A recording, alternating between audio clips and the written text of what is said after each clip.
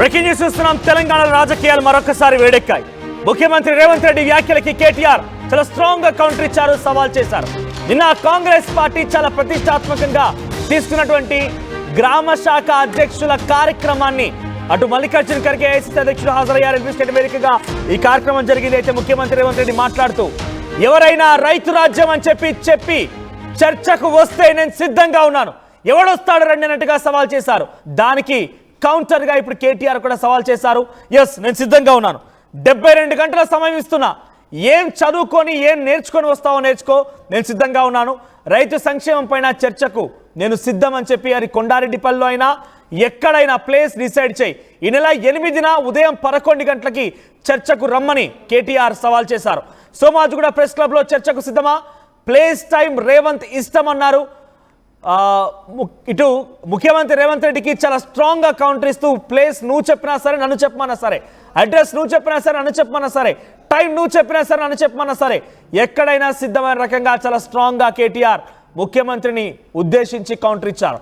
మీ స్థాయికి కేసీఆర్ అవసరం లేదు, మేముంటే చాలు, అన్నదాతకు సున్నం పెట్టింది కాంగ్రెస్, రైతు రాజ్యం ఎవరు తెచ్చారని చెప్పి రేవంత్ రెడ్డి అడిగితే దానికి సమాధానంగా అన్నదాతకు సున్నం పెట్టింది కాంగ్రెస్ పార్టీ అని కేటీఆర్ సవాల్ చేశారు. అంతకంటే ముందు రేవంత్ రెడ్డి చర్చకు సిద్ధమా అని చెప్పి కేసీఆర్ కి సవాల్ చేశారు. కేసీఆర్, కేటీఆర్, మోదీ, కిషన్ రెడ్డి ఎవరైనా సరే నాతో చర్చకు రండి అని చెప్పి సవాల్ చేశారు. ఒకసారి ఆ ఇద్దరు వర్షన్ ఎవరేమన్నారు చూద్దాం.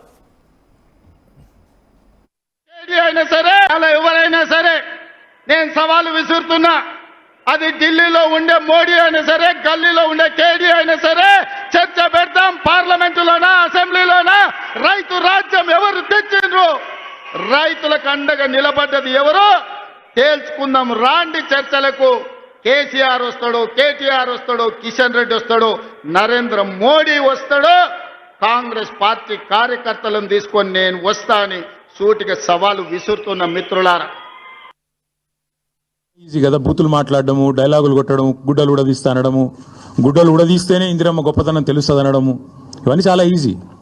కానీ ముఖ్యమంత్రి గారికి నేను ఎందుకు 72 గంటలు టైం అంటున్నా అంటే, మళ్ళీ మీరు అక్కడికి చర్చకు వచ్చి బేసిన్లు బెండకాయలు అని చెప్పి ఆయనతో ఉన్న పరువు తీసుకుంటే తెలంగాణ ముఖ్యమంత్రి పరువు పోతుంది. ఇప్పటికే మీరు ఎంత సిగ్గుమాలిన వ్యక్తో ఇప్పటికే అందరికి అర్థమైపోయింది.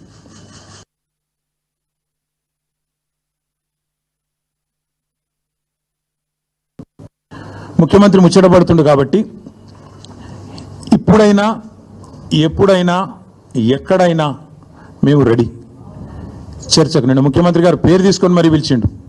కేసీఆర్ వస్తాడా, కేటీఆర్ వస్తాడా, రాండ్రి అన్నాడు. నీకు కేసీఆర్ అంత లేదు కానీ మేము చాలు నీకు, వస్తాం, మీరు ఎక్కడ పెడతారో పెట్టండి, వస్తాం. కాకపోతే మేమంటే ఎప్పటికప్పుడు రెడీగా ఉంటాం, ఎందుకంటే ఇలా 10 ఏళ్ళు మునిగి తేలిన వాళ్ళం కాబట్టి మేము ఎప్పుడు రెడీ. కాకపోతే మీకు కొద్దిగా ప్రిపరేషన్ టైం కావాలి, మాకు తెలుసు. ఎందుకంటే మీ మంత్రులు గతంలో కూడా మేము శాసనసభలో మీరు ప్రతిపక్షంలో ఉన్నప్పుడు కూడా చర్చ పెడతామంటే మేము ప్రిపేర్ అయ్యి రాలేదండి అంటారు. ముఖ్యమంత్రి గారు అయితే ఆయనకు తెలుసు, మీకు పాపం బూతులు తిట్టడమేమో ఈజీ, చాలా ఈజీ కదా బూతులు మాట్లాడడము, డైలాగులు కొట్టడం, గుడ్డలు ఉడదీస్తా అనడము, గుడ్డలు ఉడదీస్తేనే ఇందిరమ్మ గొప్పతనం తెలుస్తుంది అనడము, ఇవన్నీ చాలా ఈజీ. కానీ ముఖ్యమంత్రి గారికి నేను ఎందుకు 72 గంటలు టైం అంటున్నా అంటే, మళ్ళీ మీరు అక్కడికి చర్చకు వచ్చి బేసిన్లు బెండకాయలు అని చెప్పి ఆయనతో ఉన్న పరువు తీసుకుంటే తెలంగాణ ముఖ్యమంత్రి పరువు పోతుంది. ఇప్పటికే మీరు ఎంత సిగ్గుమాలిన వ్యక్తో ఇప్పటికే అందరికి అర్థమైపోయింది.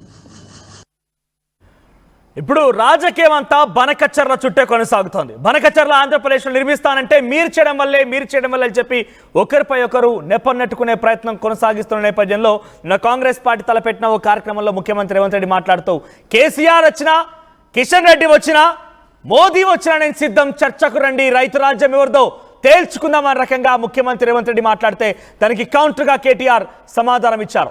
72 గంటల సమయం కావాలని నేను మీకే సమయం ఇస్తున్నా, మేము 10 ఏళ్ల పాటుగా ఇక్కడే ఉన్నాం కాబట్టి ఇక్కడ ఏం జరిగిందో మాకు తెలుసు, అంతా కూలంకషంగా మేము చర్చిస్తాం. కానీ మీరే మళ్ళీ వచ్చి బేసిన్లు బెండకాయలంటే పరువు పోతుంది, అలా మాట్లాడకుండా మీరు ప్రిపేర్ అయ్యి రండి అని చెప్పి చెప్తున్నారు. ఒకసారి నేను మిమ్మల్ని కోరుతున్నా, మీరు చెప్పండి, రేవంత్ రెడ్డితో చర్చకు ఎవరు రావాలి, కేసీఆరా, కేటీఆరా? ఎవరితో రేవంత్ రెడ్డి చర్చ పెట్టాలి? కేసీఆర్ వస్తే బాగుంటుందా, రేవంత్ రెడ్డితో చర్చకి కేటీఆర్ వస్తే బాగుంటుందా? ఒకసారి కామెంట్ చేసే ప్రయత్నం చేయండి. అట్ ద సేమ్ టైం మీరు ఆ పోల్లో కూడా పార్టిసిపేట్ చేయండి. మా ప్రతినిధి మధు అందుబాటులో ఉన్నారు. మధు, ఏంటి చర్చకి ఎటువంటి సిచ్యువేషన్, అంటే ఈ చర్చకి నిజంగానే తావించే విధంగా ఉందా? ఈ సవాల్ని రేవంత్ రెడ్డి స్వీకరించే అవకాశం ఉందా?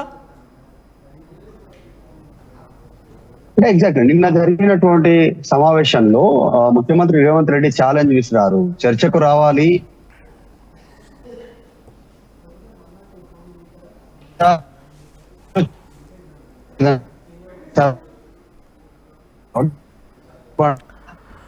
రైట్. రేవంత్ రెడ్డి వ్యాఖ్యలు ప్రస్తుతానికి హాట్ టాపిక్ గా మారైతే దానికి కేటీఆర్ కూడా కౌంటర్ ఇచ్చారు. నీకు చెప్పడానికి కేసీఆర్ దాకెందుకు, నేను సరిపోతా నీకు అంటున్నారు. సో మీరేంటి కామెంట్ చేయండి, మీ కామెంట్లు నేను చదువుతాను.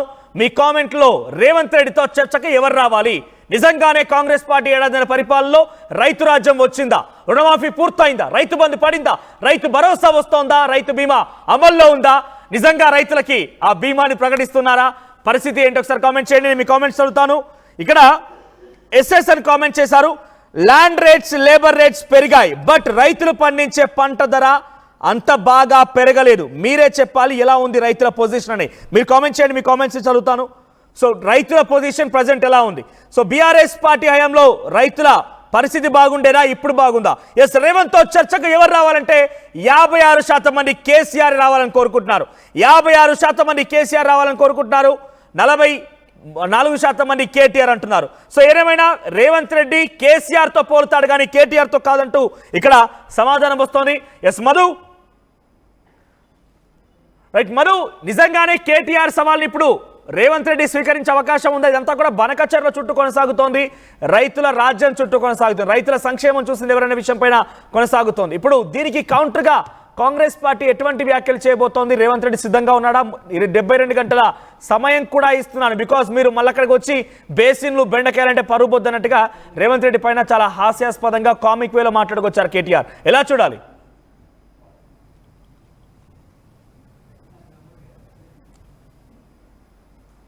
రైట్ మధు,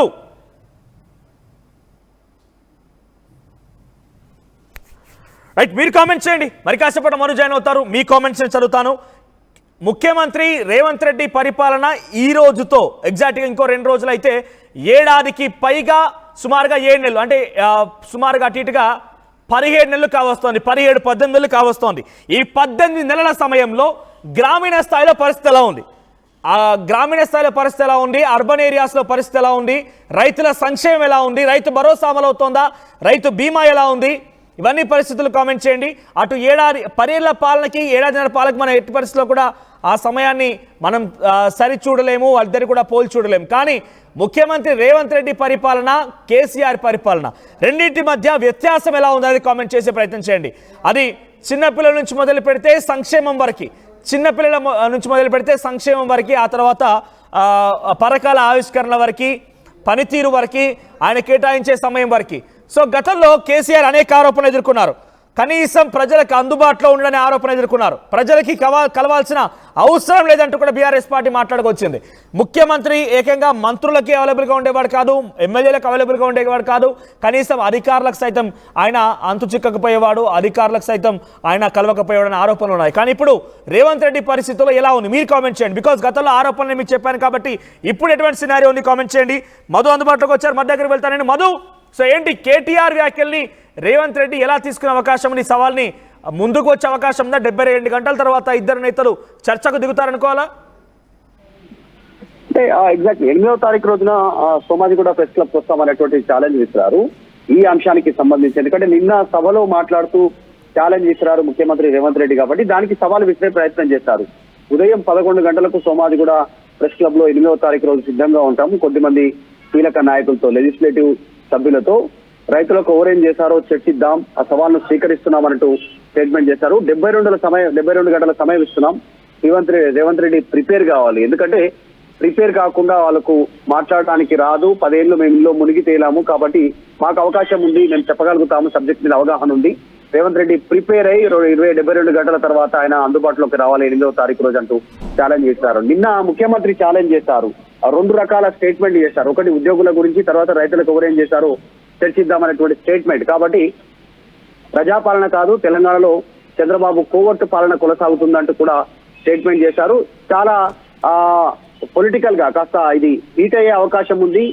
నియోజకవర్గం సొంత నియోజకవర్గం రేవంత్ రెడ్డికి సంబంధించిన కొడంగల్ అయినా, ఆయన సొంత గ్రామం సంబంధించినటువంటి కొండారెడ్డిపల్లిలో అయినా, లేదంటే ఎక్కడైనా కూడా సిద్ధమైనటువంటి స్టేట్మెంట్ చేశారు. లేదు అంటే సీఎం మాజీ ముఖ్యమంత్రి కేసీఆర్ నియోజకవర్గం గజ్వేల్లో అయినా కూడా పర్వాలేదు, అక్కడ చర్చించడానికి సిద్ధంగా ఉన్నాం, లేచి ఎక్కడ చెప్పినా పర్వాలేదు, ఎప్పుడైనా సిద్ధంగా ఉన్నామంటూ స్టేట్మెంట్ చేశారు. దానికి కేసీఆర్ స్థాయి అవసరం లేదు చర్చించడానికి రేవంత్ రెడ్డితో, కానీ మేము సరిపోతాం మీకు అనేటువంటి స్టేట్మెంట్ చేశారు.